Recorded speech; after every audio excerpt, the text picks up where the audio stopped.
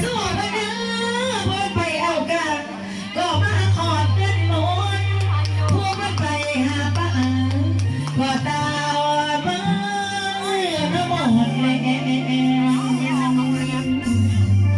บาดบ้านี่เอาหรือไปเสียลงโดนสลบคนลวงจึงมาก้าวโซ่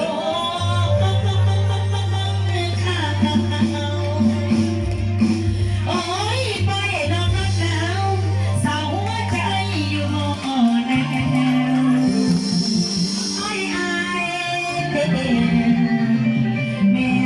บอกมาเด้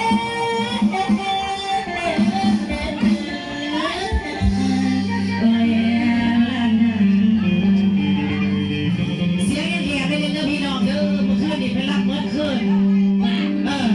บ่ได้รับดอกอินแอวเอ้าเป็นโสดเป็นหน้าเนาะหากินหาเยอะนะพี่น้อง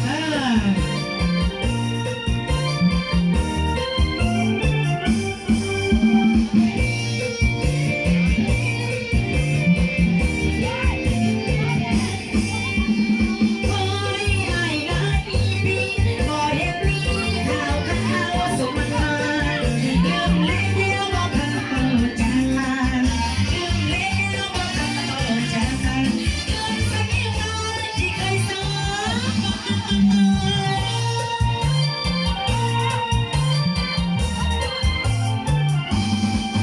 ลืมแค่ข้าวเหนียวไข่ปลา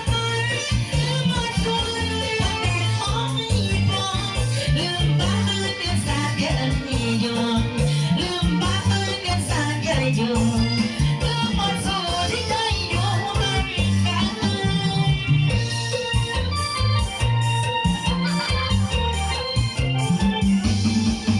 กลับคืนบ้านเกิดเธอได้ยังอีกหน่อยมันโทษจะเดิน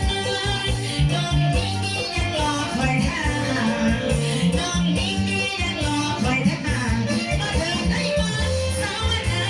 ยังน้อย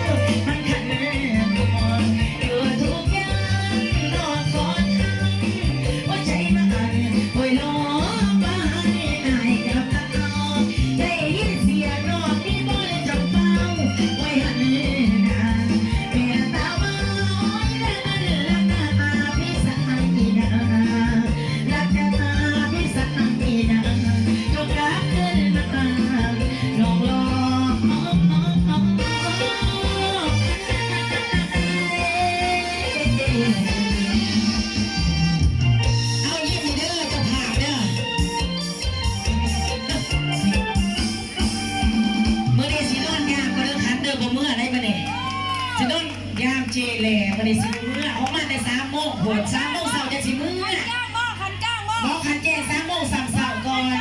แม่เห็นบอกย่างคืนค่ะ อารัมสารวัตรเนี่ย บ่ล่างบ่ได้